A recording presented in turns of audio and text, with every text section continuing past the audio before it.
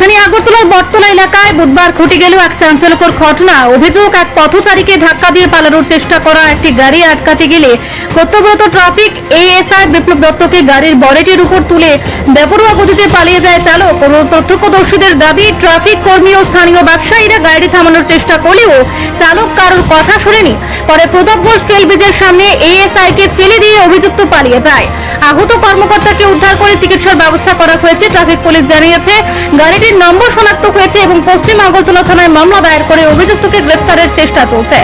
ঘটনা প্রসঙ্গে ট্রাফিক বিভাগের ডিএসপি দুলাল দত্ত জানান, পথচারীকে ধাক্কা দেওয়ার অভিযোগে গাড়িটি আটকাতে গেলে এই ঘটনা ঘটে। দিনে দুপুরে রাজধানীর ব্যস্ততম এলাকায় কর্তব্যরত এক পুলিশ কর্মকর্তার সঙ্গে এমন দুঃসাহসিক ঘটনা স্বাভাবিকভাবেই আইন শৃঙ্খলা পরিস্থিতি ও পুলিশের প্রতি অপরাধীদের ভয় ভীতির অবস্থা নিয়ে নতুন করে প্রশ্ন তুলছে। এখন দেখার অভিযুক্ত কত দ্রুত আইনের আওতায় আসে। আজকে বিকাল অনুমান 5টার দিকে বটতলাতে আমাদের ট্রাফিকের এসে বিপ্লব দত্ত সঙ্গে আরো দুজন স্টাফ ছিল, ডিউটি করতেছিল। তখন হঠাৎ একটা TR03N0775 বোলেনো গাড়ি হঠাৎ এটা ডেঞ্জারাসভাবে চালিয়ে একজন লোককে ধাক্কা দিতেছিল। তখন আমাদের যে স্টাফ ছিল কনস্টেবল সিগন্যাল দিলে সে মানলো না। সামনে যখন আমাদের যে অফিসার ছিল উনি গাড়িটাকে দাঁড় করালেন, গাড়িটা একটু স্লো করলো।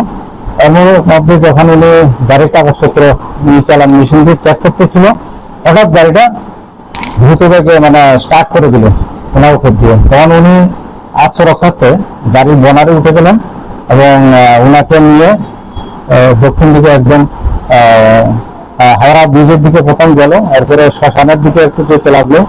লোকাল যে স্থানীয় লোকজন দোকানদার ওনারা দাওয়া করলো গাড়িটাকে, হঠাৎ আবার ঘুরিয়ে বটতলা আউটপোস্টের সামনে দিয়ে একটু সামনে ফরেস্ট অফিসের কাছাকাছি যে স্টিল ব্রিজ আছে সেখানে ওনাকে একদম খুব জোরে ব্রেক কষিয়ে ছিটকে ফেলে দিলেন। যারা গাড়ি চালাচ্ছিল তাদের কি খোঁজ পাওয়া গেছে? গাড়ি একজনই ছিল যে চালাচ্ছিল, আমরা নাম্বার পেয়েছি গাড়ির।